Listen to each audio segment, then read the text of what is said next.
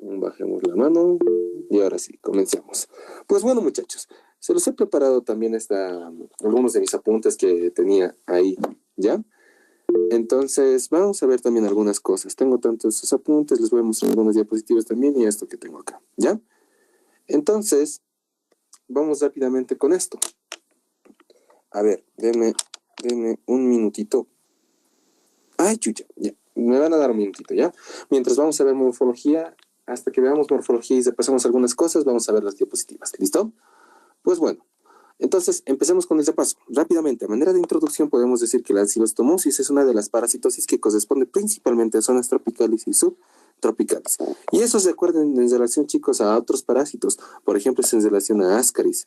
Es lo mismo con Ascaris, ¿verdad?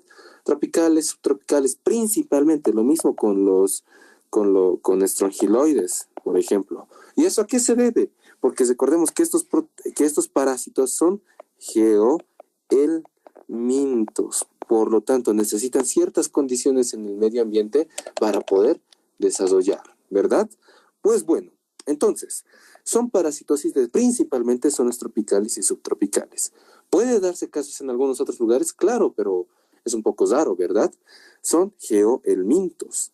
Y una de las cosas más importantes de este parásito, posible pregunta de examen, si quieren anótenselo, el principal cuadro que ocasionan estos parásitos es la anemia ferropénica. La anemia ferropénica. ¿Qué significa ferro? Hierro, ¿verdad? Y penia, ausencia, ¿verdad? De hierro. En este caso, ¿por qué?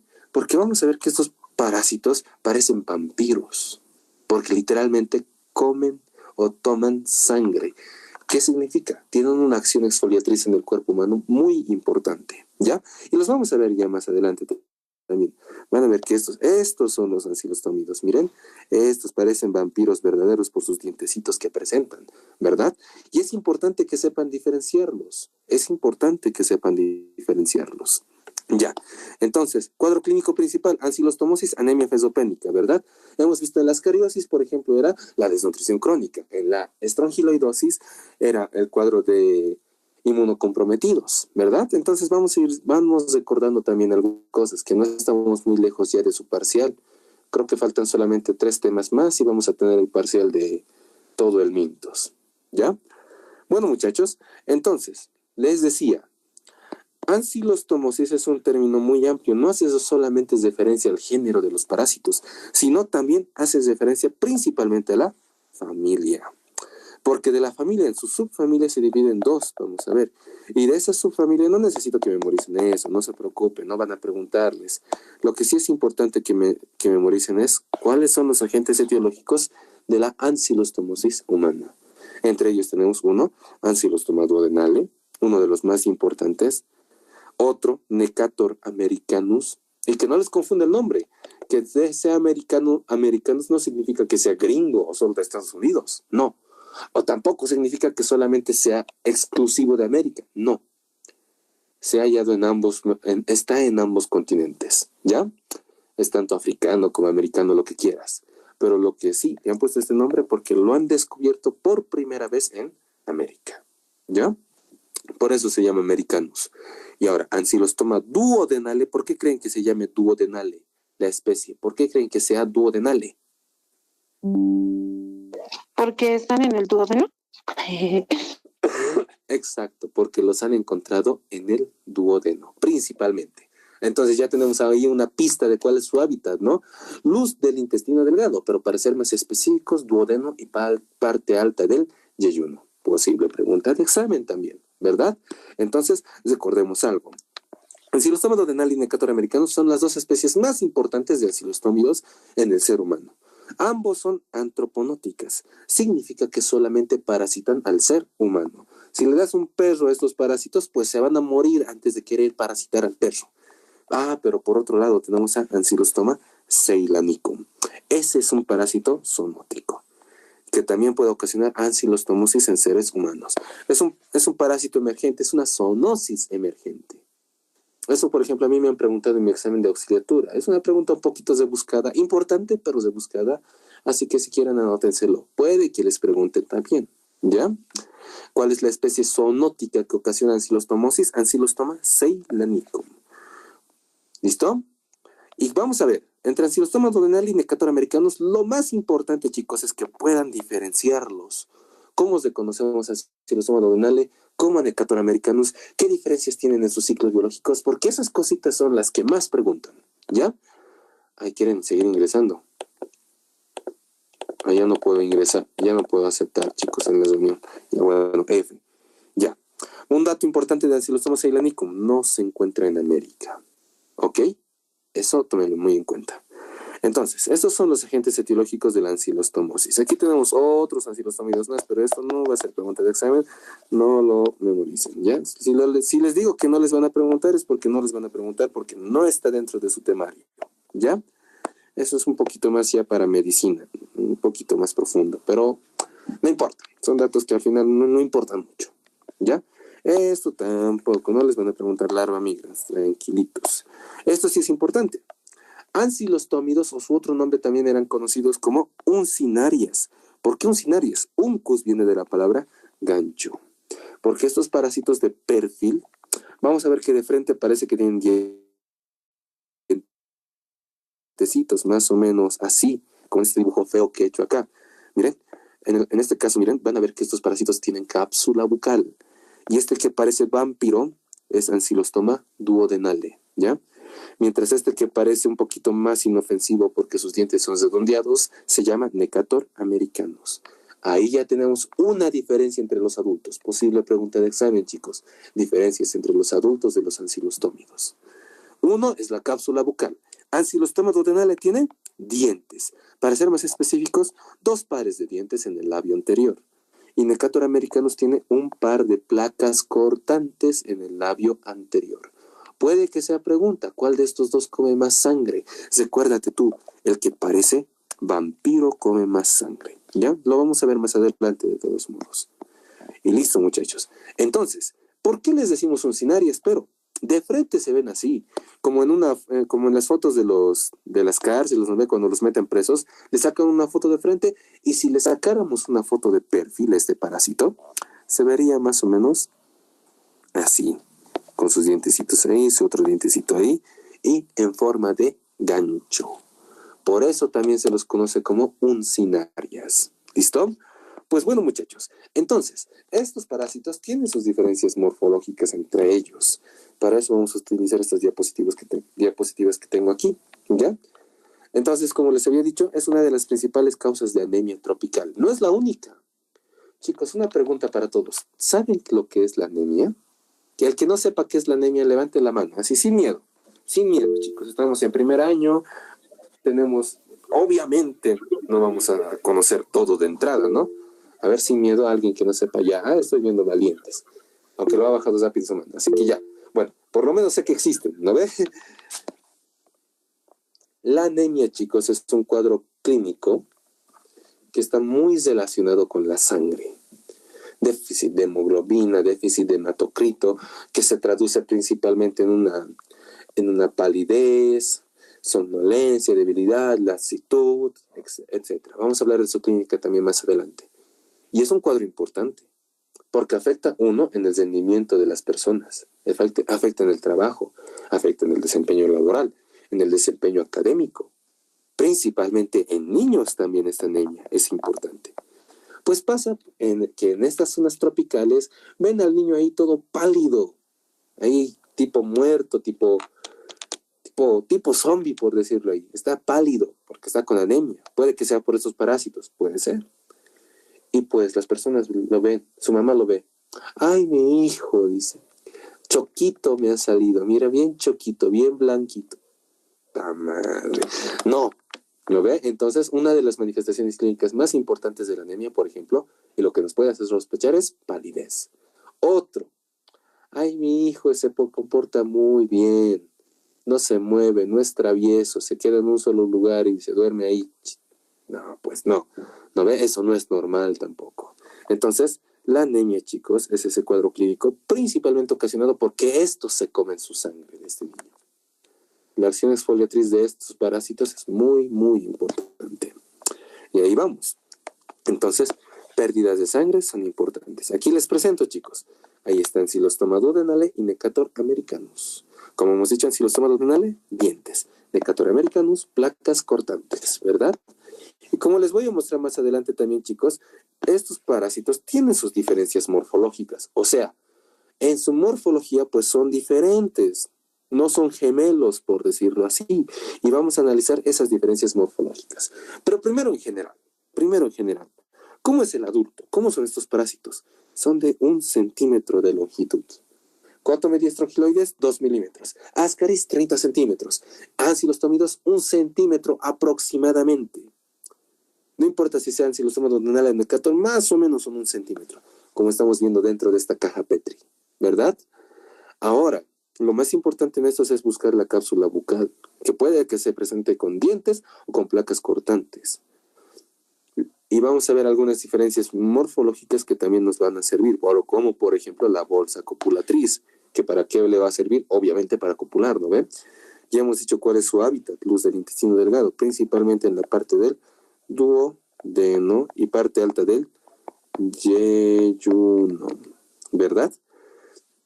Tiene una importante acción traumática y una importante acción exfoliatriz. Y para que recuerdes esas diferencias, te lo he preparado aquí, este pequeño dibujo, que te aconsejaría, chico. Ay, alguien le ha metido virus a mi laptop. Ya. Te aconsejaría que te memorices este dibujo para recordarte todas esas diferencias morfológicas que puede que te pregunten. Entre Ancylostoma duodenale y Necator americanus, mira, primera diferencia, Ancylostoma duodenale es más grande que Necator americanus. Mide más de 1 centímetro, mientras que Necator es menor a 1 centímetro. Claro, ambos están alrededor de 1 centímetro, solo que uno es más grande que otro, ¿verdad?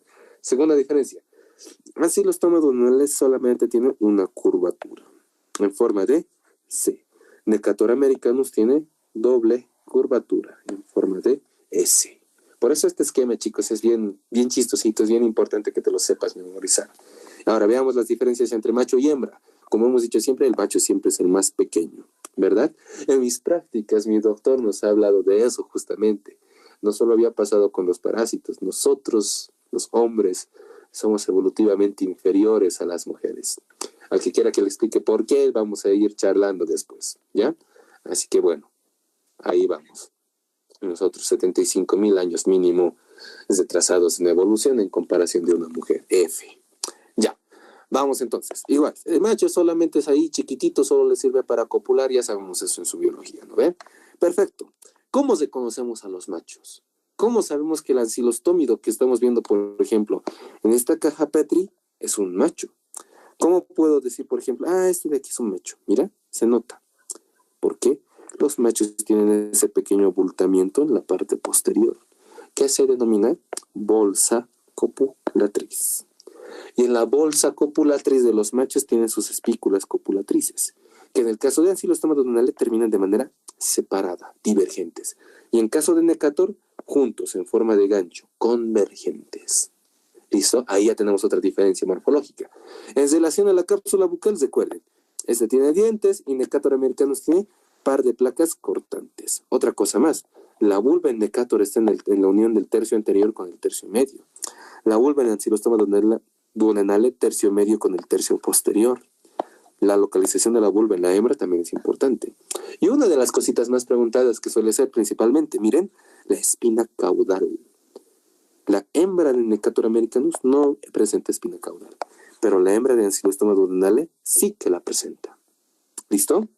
Entonces, muchachos, si revisan su policopiado, por ejemplo, de parasitología, van a ver que hay una tabla con sus diferencias morfológicas. Pueden memorizarse esa tabla, perfecto, o pueden memorizarse este dibujo.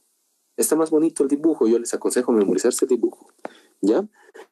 Y luego, entonces, ya sabemos sus diferencias morfológicas. Esa es la tabla de las que les hablaba. Miren, esta tabla, si quieren sacar una captura, memorícensela, puede que les pregunten, ¿ya? Mencione 3, 4, 5, 2 diferencias, ¿no ve? Puede ser. Entonces, miren, si vemos a estos parásitos en el microscopio, vamos a ver sus cápsulas bucales. En los adultos, ojo, en los adultos se ve la cápsula bucal. Si les quieren se les quiere mentir o engañar por ahí diciendo, para reconocer a ancilostoma duodenal hay que ver la cápsula bucal de la larva. Falso. En la larva no se ven dientes, aún. En el adulto sí. Mira. Dos pares de dientes en el labio anterior. Este es ancilostoma duodenal. Y si en este caso, mira, un par de placas cortantes en el labio anterior, este es Necator americanus. Entonces así se los reconoce. ¿Listo? Miren, aquí estamos viendo el extremo posterior. Por ejemplo, este parásito de aquí, ¿es macho o hembra? ¿Qué me dicen? El que estoy señalando. ¿Es macho o hembra? Macho. Eso, es macho. ¿Por qué? Porque presenta su bolsa copulatriz. En este otro caso, lo propio es un macho. No se ve bien sus espículas para hacer su diagnóstico, ¿no? Pero son machos de ancilostómidos.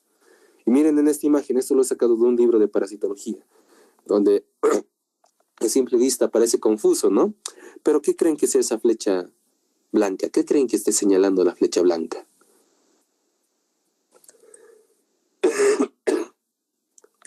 ¿Esa sería la copulación hacia la hembra, tal vez? Sí, exacto. Pero en este caso, chicos, la flecha blanca está señalando al macho. Esto es su bolsa copulatriz. ¿Se han dado cuenta? La bolsa copulatriz es la que va, abraza a la hembrita, mientras con sus espículas pues está copulando a la hembra, ¿verdad? Y aquí está la hembra. Este que he señalado es el cuerpo de la hembra. ¿Listo? Entonces, ahí está. Es la cópula entre macho y hembra. Esta imagen. Bien bonito, ¿verdad? Ahí tenemos un extremo posterior también. Y en este caso parece que es una hembra de ancilostoma duodenale, porque miren, presenta espina caudal. ¿Listo? Entonces, hemos visto. Entre ancilostoma duodenale y Necator americanus son completamente diferentes en su morfología. Por eso también pues tendrán géneros diferentes. No son tan parecidos que digamos, ¿no ve? Mira, por ejemplo, espina caudal. Si te muestro solamente esta imagen, ves un extremo posterior de un parásito con una espina caudal. Diagnóstico. Obvio, ¿no? Es un adulto. ¿Pero un adulto de qué? De gallina, de peso, ¿de qué? De ancilostoma duodenale. Porque era el único que tenía espina caudal. Recuerda el dibujo. Las hembras de Necator no tienen espina caudal. Solamente las hembras de ancilostoma duodenale. Mira acá. Necator americanus por su cápsula bucal, ¿verdad? Entonces, chicos, se puede reconocer estos parásitos por sus características morfológicas. Otra tablita que tienes que saber tener. La clave entre sus diferencias biológicas ahora. Vamos a ver que estos parásitos la hembra coloca aproximadamente 10.000 huevos al día. El de ancilostoma duodenal es más de 10.000 y el de Necator menos de 10.000. Esta tablita, si quieres sacarte una captura, sácalo una captura, es importante que te la sepas de memoria también. ¿Cuáles son los datos? Pero no necesitamos, obvio, que te memorices todo. Memorízate los huevos para que lo compares con otros parásitos, ¿no ven? Con Ascaris, por ejemplo, ¿cuántos colocaba Ascaris? ¿Cuántos colocaba Strongyloides, Fasciola? ¿No ven? Para que vayas comparándolos. Otro dato importante, no nos interesará cuánto tardará en crecer, ¿no? Nos interesará cuánta sangre consumen. Les pregunto, chicos, ¿cuál consume más sangre? ¿Ancilostoma duodenale o Necator americanus? Ancilostoma duodenal. Eso, para que los recuerden, le dije, ¿no ve? El que consume más sangre se parece a un vampiro.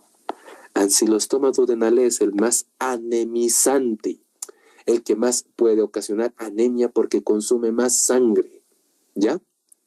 Otro dato importante, ancilostoma duodenale tiene sus plus que Necator americanus no tiene. Ejemplo, ancilostoma duodenale puede infectar por vía oral. Necator no, solo por vía transcutánea. Ancilostoma duodenale tiene larvas quiescentes. Y es bien raro eso de las larvas quiescentes. Les voy a hablar en un momento respecto a eso, ¿ya? Y también otro dato muy importante, posible pregunta de examen. Ancilostoma duodenale puede evitar el ciclo hemotisular. Es una regla casi que estos parásitos cumplan ciclo de luz, claro. En vez de no le han todo mo. Es una regla que cumplan ciclo hemotisular. Significa que cumplan su ciclo de luz, ¿no ve? Necator, por ejemplo, siempre cumple. Ascaris siempre cumple. Strongyloides siempre cumple ciclo de luz. pero ancilostoma duodenale es el que sí puede cumplir como no puede cumplir. Puede o no cumplir ciclo de luz. Puede evitar, no sé por qué lo he puesto enviar, lo voy a corregir eso antes de enviarles, ¿ya? Evitar el ciclo hemotisular. A ver, lo voy a corregir ahora mismo. Ya puede evitar el ciclo hemotisular. ¿Listo? Entonces, muchachos, ese sí es un dato importante. Puede que sea pregunta de examen semanal, pregunta de examen parcial, porque esto sí es importante. ¿Listo, muchachos? Ahora, ya hemos hablado mucho de los adultos, ¿no creen? Ahora, ustedes en el laboratorio no van a ver adultos. Lo que ustedes van a ver de los ancilostómidos es huevo. Posible pregunta, dibuje un huevo. ¿No ven? Ahora, la clave está, ¿cómo sabemos que este huevo es de ancilostoma o de Decatur? La respuesta es, no se puede. El huevo de ambos parásitos es exactamente igual. Por lo tanto, uno pensará, ya, entonces el diagnóstico será huevo de ancilostoma SP. No. Si dices ancilostoma SP, estás raleando a Necator. Si dices Necator SP, estás raleando a ancilostoma.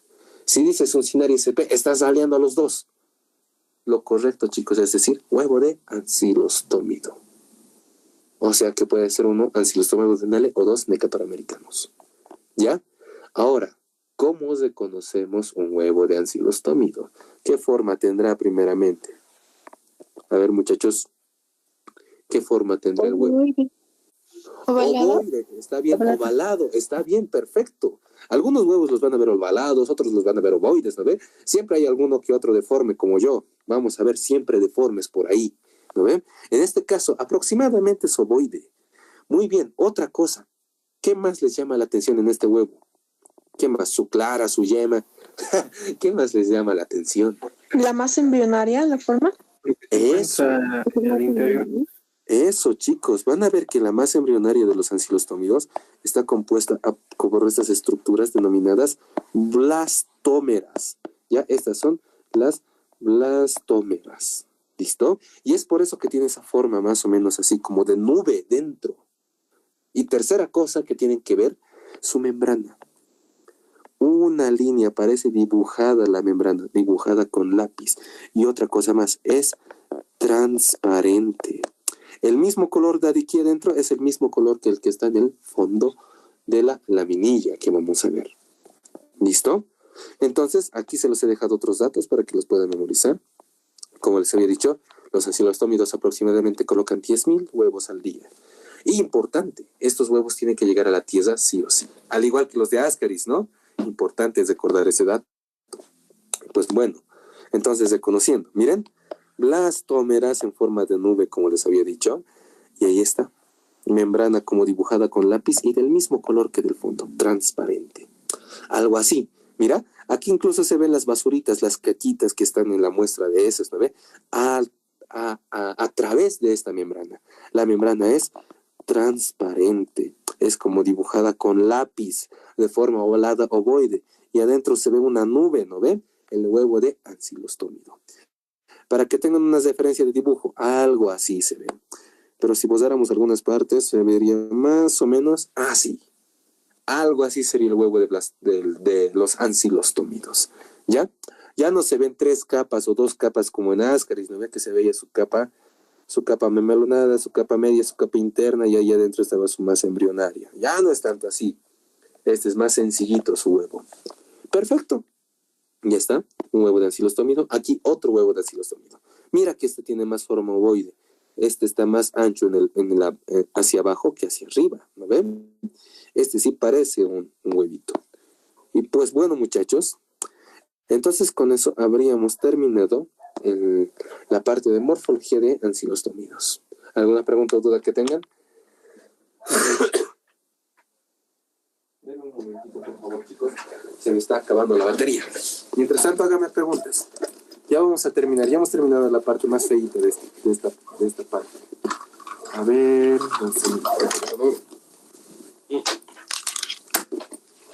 Les cuento, chicos, estaba viendo las notas de los de la A y lo que me han pasado. Por si acaso mañana, como siempre pueden revisar sus exámenes por reclamos, ojo, solo por reclamos, porque no tenemos mucho tiempo en la noche. Pueden revisar sus exámenes los que deseen y su nota también de los que deseen verla, la pueden ver, ¿ya? Los del grupo A. Los del grupo B se organizan entre ellos, ¿ya? Ahorita vamos a hablar de mecanismos, vías, formas infectantes. Ahorita vamos a meterle ciclo, no te preocupes.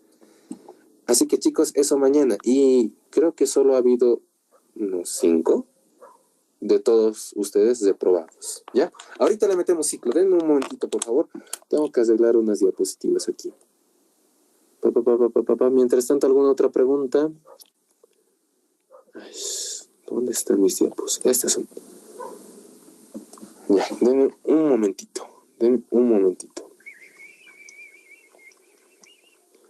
Listo. Vamos a ver cómo en mi escritorio, como PDF, guardar. Ya, muchachos, el ciclo biológico de estos parásitos es más o menos sencillo en relación a otros parásitos que ya hemos visto. A ver, ¿dónde está? Este es. ¿Qué pasó aquí? Enviar. Ahora sí. Denme un momentito. Ya voy a descargar mis diapositivas y continuamos. Disculpen, pero ¿se está entendiendo? Me interesa a mí que se esté entendiendo. ¿Se entiende? Sí. Ya, van a memorizar, por favor, todo lo que les he dicho que memoricen. Van a aprender, más que memorizar es aprenderlo, ¿no? Con un poquito de lógica. Ese dibujito que he hecho, les voy a pasar mis apuntes también para que los revisen. Porque no falta mucho para el parcial. Con los auxiliares también les voy a organizar nos vamos a organizar entre los auxis para darles un repaso también antes de su parcial. ¿Ya? No se preocupen. La clave es que aprobemos. ¿Lo ven? Ya, ahora sí, ya tengo diapositivas. Les damos esto. Presentamos otra vez aquí. Hablemos del ciclo biológico de estos parásitos. Van a ver que dependiendo de la bibliografía que tú leas, el ciclo puede ser muy diferente. Aquí están. Ahora sí, ya hemos hablado de esto, la morfología, ya hemos hablado de su clasificación, ¿no ven? Ya hemos visto cómo es de conocerlo. Les cuento que no son los únicos ancilostómidos que parasitan al ser humano. Miren, por ejemplo, este zarito de aquí arriba. Este les presento, se llama Ancylostoma caninum. Es un ancilostómido de los perros. Habitualmente parasita a los perros, ¿no ven? A diferencia de Ancylostoma donale, este tiene 3 pares de dientes. Bien rarito, ¿no ve? Pero este no parasita, no causa ancilostomosis en el ser humano. Causa otra enfermedad. Pero como no les van a preguntar, saltemos directamente al ciclo biológico de estos parásitos. Miren, tan facilito, ¿no ve? Un solo hospedador, ¿qué tipo de ciclo biológico es? Tienen que darse cuenta de esos datos, chicos, al rato, solamente viendo el ciclo. ¿Qué tipo de ciclo es? Monoxeno, ¿verdad? Monoxeno significa que necesita de una especie de hospedador. Si se trata de Ancylostoma necator, recuerden, solo el ser humano, ¿verdad? Entonces, ¿cuál es el hábitat de los adultos? Hemos dicho que están en el intestino delgado, ¿verdad? Como te lo menciona acá.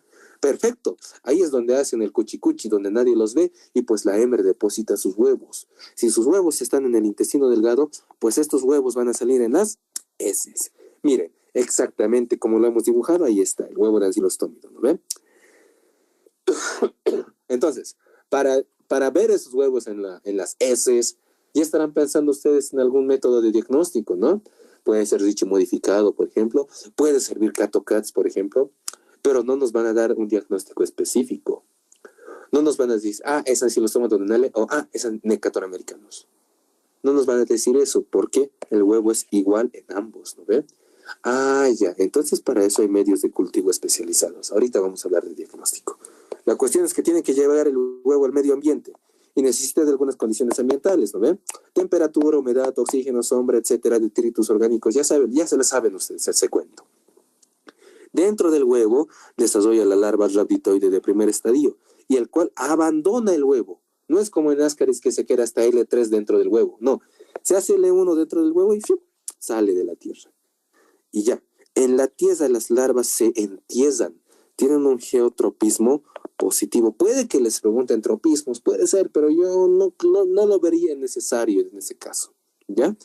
Esas larvas en la tierra mudan hasta hacerse L3, la L3 filariforme. ¿Por dónde crees que ingresa la L3 filariforme? A ver, está en ahí, ¿no ven? ¿Por dónde crees? Al que sabe inglés. Por la piel.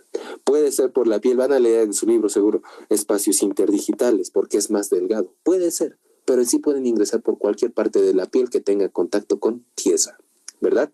Por la planta del pie, puede ingresar por las nachas si te sientas ahí sin nada atrás, ¿no? Puede ingresar por la piel de la espalda si estás ahí todo echado en la tierra, puede ingresar por donde sea, ¿ya?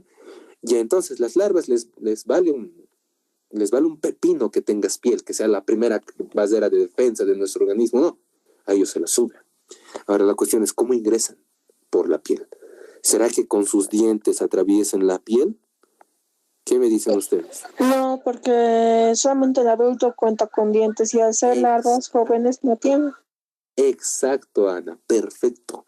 Entonces, estos no ingresan por acción traumática, ingresan por acción histolítica. Secretan sustancias enzimáticas que le permiten atravesar la piel. Es como que secretan ácido, por decirlo así. Llegan a la piel, llegan a la circulación y pues cumplirán su ciclo de luz específico. Para eso se he hecho este esquema. A ver, miren, hemos dicho, salen las heces, llegan a la tierra, ¿verdad? Es una parasitosis relacionada con el fecalismo. ¿Qué vemos en las heces? El huevo, ¿verdad? El desarrollo en la tierra parte del huevo. Dentro del huevo se forma una larva rhabditoide, la cual abandona el huevo. Y miren, estos son los tropismos de los que les hablaba. Las larvas rhabditoides tienen un geotropismo positivo. Significa que les gusta la tierra, ¿no ve? Las larvas rhabditoides se entierran debajo de la tierra para poder comer ahí sus detritus. Ahí está más húmedo, más caliente, hay más sombra, etcétera. ¿Verdad? Favorece sus mudas. Luego, después de una semana, dice aquí, no memoricen esos tiempos, ¿no? No es tan importante. Se hacen filariformes y la filariforme está doblemente envainada, como estamos viendo aquí. Las filariformes, a diferencia de las rhabditoides, ya tienen un geotropismo negativo. Significa que en vez de estar enterradas, evitan la tierra. Por lo tanto, no es que vuelan, ¿no ve? Sino que se mantienen en la superficie de la tierra. Así que para cuando tú pises ahí, pues estas ingresen por ahí, por la piel, ¿verdad? ¿Cuál es el mecanismo de infección? Penetración activa a través de la piel por parte de las larvas filariformes de tercer estadio de los ancilostómidos. ¿No ven? Ya hemos dicho, hay un mecanismo de infección más o menos completo. Pues recuerden que esos mecanismos no tienen que memorizárselos, intenten deducirlos, ¿verdad? Se aprende mejor cuando aprendes por lógica, no por memoria, así de manera fotográfica, memorizando, repitiendo como loro, no. Cuando aprendes por lógica, aprendes mejor, ¿verdad? Y pues bueno, mecanismo de infección, ya hemos dicho, penetración activa. Vía de infección, transcutánea. Forma infectante, L3 filariforme doblemente envainada, ¿verdad? Ahí está, no se preocupen, no te preocupes, Caterina, ahorita les voy a mostrar el resumen, como siempre, ¿no ven? Ahí está, de todos modos. Ya, spoiler. A ver, ya, volvamos entonces, ¿ya? Entonces, ingresan por la piel y cumplen su ciclo de luz. Recordemos un poquito de cómo era el ciclo de luz, ¿verdad? Ingresa la L3, ingresa por la piel, llega a la circulación. Las larvas entonces ascienden por la circulación, por donde sea, no importa por cuáles sean las venas, siempre van a llegar al corazón derecho, ¿verdad? Llegan a las cavas, al corazón derecho, arterias pulmonares y capilares pulmonares. De los capilares pulmonares, un siguiente paso es que atraviesan la barrera alveolo capilar y ascienden por vías respiratorias las larvas, para ser deglutidas nuevamente y descienden por el esófago. Donde estas larvas, perdón, voy a borrar algunas cosas ya, voy a hacer un borrador de trazos y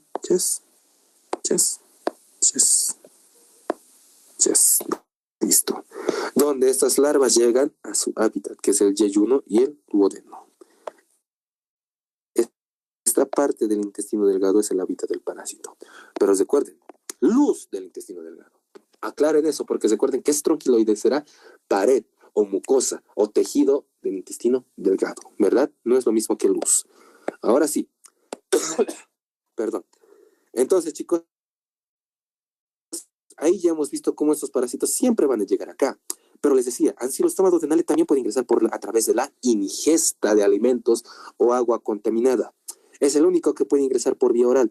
Y cuando ingresa por vía oral, memorízate esto. Cuando ingresa por vía oral, cumple un ciclo directo y no cumple ciclo de luz. ¿Qué pasa cuando ingresa entonces la ancilostoma duodenale, la larva? La L3 ingresa, llega al estómago, resiste el estómago por su doble cubierta, por su doble vaina que tiene, y pues ingresa a la mucosa intestinal, donde se transforma de L3 a L4. La L4 sale otra vez de la mucosa y pues no ha cumplido ciclo de luz. La L4 en la luz del intestino delgado se transforma en L5 y la L5 en adulto otra vez. Entonces, anoten eso, ancilostoma duodenale puede, como no puede, cumplir ciclo de luz. Puede o no cumplir ciclo de luz, ¿ya? Eso es lo importante de ancilostoma duodenale, eso ya lo voy a enseñar. Miren entonces, chicos. Hospedador habitual, el ser humano, ¿verdad? La forma infectante, la larva L3. No se olviden, aquí les faltaría la doblemente envainada, nada más. Pero con esto yo creo que les hace valer su respuesta. La forma invasiva sigue siendo la L3, la que está invadiendo tejidos. La vía de infección es a través de la piel, transcutánea. Es un geoelminto que cumple el ciclo de luz. Ancilostoma puede o no cumplir ciclo de luz y puede ingresar por vía oral. Recuerden eso. Eso es importante, eso es pregunta de examen. Los mecanismos de infección son solo por heteroinfección, ¿verdad? Por penetración activa por parte de las L3 filariformes de los ancilostómidos, o por la ingesta de agua o alimentos o tierra contaminado con larvas de ancilostoma duodenale. No cualquier larva, ¿no? La L3. Por su localización es un parásito luminal y por su temporalidad es un parásito temporal. Y por su efecto obviamente es patógeno, ¿lo ven? Entonces, muchachos, ese es el ciclo biológico de los ancilostómidos. Memorícense estos datos de las tablas, memorícense este esquema que les voy a pasar también una captura de pantalla, ¿ya? Así para que ustedes lo tengan y lo puedan memorizar. Y por si no lo tenían, también les voy a pasar el esquema del ciclo de luz que he preparado aquí para que lo puedan repasar también. Ya de manera, está de manera más compacta, más sencilla, ¿no? Bueno, muchachos, ahora sí, vámonos con la patogenia y las manifestaciones clínicas de esta parasitosis. Se está entendiendo, pero... ¿Hola? Sí. Muy bien. Gracias. Sí, todo claro. Mañana hay clases normal, ¿no? Entonces, yo pensé que no tenía clases ya. Juegan con nuestros sentimientos. Sí, juegan con nuestro país también, ¿no? Ya, entonces continuemos. O sea, qué loco estaban las noticias hoy día. Mi familia se ha comprado, creo, una vaca al enterarse de eso. Harta carne se habían comprado. Ahora no sé qué vamos a hacer con todo eso. Una pasillita, ¿no? Bueno, muchachos, continuemos. Como en otras parasitosis, en esta parasitosis existe tanto una fase invasiva o una fase aguda de la enfermedad y una fase de estado o una fase crónica de la enfermedad, ¿verdad? En la fase invasiva, las clásicas, las que hemos visto en Ascaris, las que hemos visto en estrongiloides. Histolítica, proinflamatoria, inmunoalergénica y faltaría y traumática también en los pulmones, ¿recuerdan? La larva, cuando estaba en los capilares, pues los rompía, ¿verdad? Y una fase de estado, traumática. ¿Por qué creen que sea traumática en la fase de estado? Estos dos son los más importantes, les comento. Si les preguntan mecanismos de acción patógena, estos dos son los más importantes. Traumática y exfoliatriz, en ese orden. ¿Por qué creen que sea traumática? Lastima y destruye tejido para alimentarse. Eso. No, esos dientes o esas placas pues no los tienen de adorno, ¿no? Usan eso para rascar la mucosa del duodeno o del yeyuno para que esta sangre. Porque no tendría lógica, ¿no? Si se alimentan de sangre, ¿cómo lo hacen? Así. Utilizan esos pequeños dientes para lesionar la mucosa y hacer que esta sangre. Y con esa sangre que sale, estos ya se alimentan. Y dejan pues una pequeña lesión que va sangrando constantemente, porque en su saliva también tienen anticoagulantes. Y como hay ya una pérdida de sangre constante en la luz del intestino delgado, vas perdiendo sangre, vas perdiendo yeso.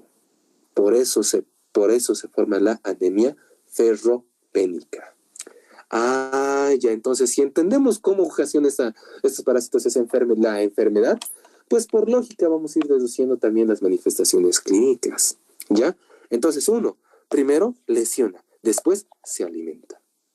Acción traumática, acciones foliatriz, las más importantes. Y obviamente puede haber una inflamación debido a ese daño, ¿no? Una acción proinflamatoria también. Algunos factores, no creo que les pregunte, pero por si acaso se los he puesto ahí, ¿ya? El factor más importante, pero chicos, la cantidad de parásitos. Miren, se los he, en mis esquemas tenía algo así de la cantidad. A ver, ¿dónde está? Aquí. Miren, en la fase de estado, por ejemplo, si son menos de 100 parásitos, son asintomáticos, o sea, sin síntomas. Si son 500, son leves o moderadas las manifestaciones clínicas. Más de 500, manifestaciones clínicas, severas. Más de 1000, cuadros de anemia muy, muy graves. Y les comento que las anemias incluso pueden llevar a insuficiencias cardíacas. Una anemia en una mujer embarazada también, fatal, terrible. Puede ocasionar un cuadro clínico importante. Ahora sí, rápidamente. Manifestaciones clínicas. Como ustedes sabrán, estos les preguntan principalmente los cuadros, ¿no? O mencione una que otra manifestación clínica, o mencione un cuadro clínico. No se preocupen, aquí están. 1. Síndrome de Loeffler. Obvio, si cumple el ciclo de luz, puede ocasionar síndrome de Loeffler. Si ingresa por la piel, miren, este es el cuadro clínico que pueden ocasionar en la piel. Una dermatitis. De trayectos serpentiginosos, como es rojo, se dice eritematoso. Y como pica, se dice pruriginoso. ¿Ya? Entonces, ahí está. Puede ocasionar una anquilosomosis aguda digestiva, dolor abdominal, fatiga, fiebre, diarrea sanguinolenta, puede ser. Y también otro cuadro clínico, la enfermedad de Wakanda. No sé si han visto Los Vengadores, Avengers, ¿no ve? Lo de Marvel. Había un país llamado Wakanda, ¿no ve? Similar, pero en este caso sin la D, ¿no ve? Enfermedad de Wakanda. ¿Por qué pasará esto? Miren, náuseas, vómitos, excitación, tos, dice casas, pero la voz ronca, por decirlo así. Es porque las larvas L3 de Ancylostoma duodenale están cumpliendo su parte de su ciclo en el esófago o por la faringe. Por la excitación faringe o esofágica se ocasiona la enfermedad de Wakanda cuando ingresan por vía oral, ¿no ven? Entonces ahí vamos. El cuadro clínico principal, chicos, de esta parasitosis es la anemia ferropénica, que en el hemograma se caracteriza por ser microcítica, o sea que los eritrocitos ya son muy pequeños y además de eso es hipocrómica. Eso significa que los eritrocitos ya son más pálidos, ¿ya? Ahora, ¿cuáles son las manifestaciones clínicas de las anemias? Puede que les pregunten. 1, palidez de piel y mucosas. Te haces más blanco, por decirlo ahí. Debilidad, lasitud, somnolencia, como tal vez alguno de ustedes ya esté por ahí durmiéndose ahí frente a su celular, frente a su laptop. O tal vez esté ahí ya durmiendo, no dejando en el laptop grabando la clase. Puede ser, puede ser. Fatiga fácil, falta de concentración, postración, discapacidad. Tal vez alguno de ustedes ya se ha identificado con eso. Ay, se están riendo, ¿no ve? Claro, pues chicos, yo también he sido estudiante. Bueno, entonces, algunas de las manifestaciones clínicas graves, taquicardia e insuficiencia cardíaca. Estos pueden ocasionar incluso la muerte en algunas personas, ¿ya? Y es grave en mujeres embarazadas. ¿Por qué? Las mujeres embarazadas ya de por sí tienen anemia. Y si lo complicamos con otro cuadro que también te causa anemia, pues ocasiona cuadros clínicos graves. ¿Listo?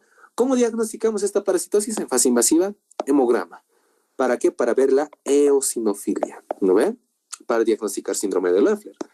Y en la fase de estado, lo que recuerden, puede ser Virgic, modificado, Cato-Cas, las clásicas. Pero en esta parasitosis, unas resaltan. La técnica de Harada-Mori. No es una técnica de concentración, pero miren, esa es la técnica de Harada-Mori. Cuando nosotros vemos en las heces, lo que nosotros observamos pues son huevitos de los ancilostómidos, ¿no ven? El que hemos dibujado hace ratos. Ay, mi boca se está secando, no. Soy un poquito enfermito, chicos, perdón. Ahora la pregunta es, ¿quién es el padre de ese huevo? ¿No ven? Hay que buscar el padre. ¿Cómo sabemos que son de ancilostoma duodenale o de Necator? Fácil. Agarramos esos huevos, los colocamos en un medio de cultivo. Esa es la técnica de Harada-Mori. Los colocamos en un medio de cultivo que puede ser en una caja Petri o en un tubo de ensayo, donde se coloca un poco de agua y a una temperatura ideal también se simula su hábitat. Y así que hacemos, estimulamos a que del huevo salgan las larvas. Y por las larvas nosotros ya podemos hacer un diagnóstico de especie, un diagnóstico específico. Entonces, ¿cuál es la técnica que nos permite hacer un diagnóstico específico? Solamente la técnica de Harada-Mori. Endoscopías altas también funcionan. Miren, si metemos una cámara, por ejemplo, por allá arriba, lo que vemos son pequeños parásitos que parece que tienen una línea negra adentro, ¿no? Es su intestino lleno de sangre. Son bien chistosos estos parásitos cuando se los ve. Tratamiento, nada nuevo. Albendazol, mebendazol. Easy, facilito. Pero como tiene anemia, también hay que darle sulfato fesoso para compensar esa fesopenia, ¿verdad? Epidemiología es un poquito de hacer karaoke aquí. No voy a leerlo todito. Prevención y control, como se habrán dado cuenta, puede servir el uso de sandalias o similares. Pero la pregunta aquí es, si invertimos millones para comprar sandalias así, aunque no importa, sean de marca, las sandalias Gucci, lo que quieran, les damos a la población de las zonas tropicales. ¿Creen que van a usar sandalias? No. No. No.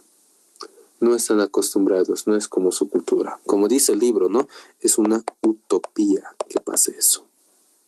Pues F, ¿no? ¿Ya? Ni modo. Pero mientras de control, la medida de control más efectiva es la desparasitación masiva. Otra es la técnica del washet. También eso también sirve, chicos. ¿Lo ves? Recuerden qué significa washet. Van a revisar eso. Y pues bueno, muchachos, con eso terminamos este pequeño repaso de ancilostomosis. ¿Alguien tiene alguna pregunta o duda? Oxy, ¿será que puedes retroceder a las diferencias, por favor? ¡Guau! Creo que acabo de cesar el cuadro de diferencias. Pero aquí tenía algo. Para resumir, chicos, los esquemas. Estas son las diferencias morfológicas en un esquema en dibujo. Les voy a pasar de todos modos las tablas de diferencias morfológicas y biológicas, no se preocupen, ¿ya? Y las diferencias biológicas las tengo aquí. Estas, por si acaso, son unos datos más que yo he buscado de otros libros, ¿no ve? Pero por si acaso se los dejo. Ya les voy a pasar los datos clave, pero por el grupo a su representante, a la representante. Y ella les va a pasar luego por WhatsApp, me imagino, o por sus grupos. ¿Listo? ¿Alguna otra pregunta?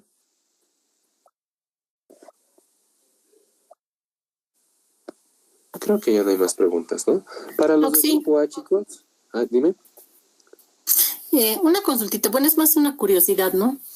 Dime. ¿Hay la posibilidad de que una persona esté infectada con ambos parásitos, ambos tipos, el Necator americanus y el Ancylostoma duodenale? Te cuento que es habitual que eso pase en algunos lugares.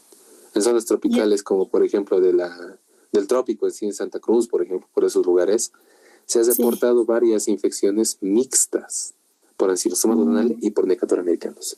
En otros lugares, y en ese caso, dime. Perdón, ¿y en ese caso hay la posibilidad de que puedan copular diferentes especies? No. No, en ese caso no. Puede darse, ¿no? Tal vez en algún caso raro, pero no. Normalmente no hace del interracial estos muchachos. No se preocupen. Ya. Gracias. No te preocupes. Entonces, otra pregunta, chicos. Muy buena pregunta, pero chicos, lo más frecuente son infecciones mixtas en esta parasitosis. En otros lados más Necator, en otros lados más Ancylostoma, así que es una cosa bien variable. De todos modos, ¿servirá de algo? Para investigar, tal vez, hacer el diagnóstico de especie. Porque no importa si tengan Ancylostoma Necator, Ancylostoma zeylanicum, el tratamiento es el mismo para ambos, ¿no ve? Por lo tanto, con un dicho modificado, un CATOCAT, listo, cumpliste. ¿Algo más, chicos? ¿Alguna otra pregunta? Por si acaso, un comunicado para los del grupo A mañana. Van a tener su examen, como siempre, ¿no ven? De ancilostómidos. Ya les vamos a mandar la lista de todos los que ingresan al laboratorio, que les cuento que la mayoría va a ingresar porque solo han reprobado, creo, unos 5 o algo por ahí. ¿Ya? Así que súper. Y felicidades. He visto buenas notas de lo que me ha pasado la doctora. Voy a mandar eso, voy a organizar con los auxiliares mañana. Y pues, otra cosa más. Al finalizar la práctica, con los que deseen, chicos, pueden revisar sus notas también, pueden pedir las notas a los auxiliares, les voy a mandar el documento para que puedan revisar personalmente. ¿ya? Y si tienen algún reclamo de los exámenes, también lo pueden hacer. ¿Listo? Bueno, muchachos, entonces, si no hay más preguntas o dudas, que les vaya muy bien en prácticas, chicos. Espero que les vaya bien. Si les estoy dando estos repasos, recuerden, no es mi obligación, ¿no? Pero es porque ustedes me están pidiendo. Y de verdad espero que les vaya bien, chicos. Bueno, muchachos, nos vemos entonces. Buenas noches. Gracias, Auxi. Buenas noches. Buenas noches, Auxi. Gracias.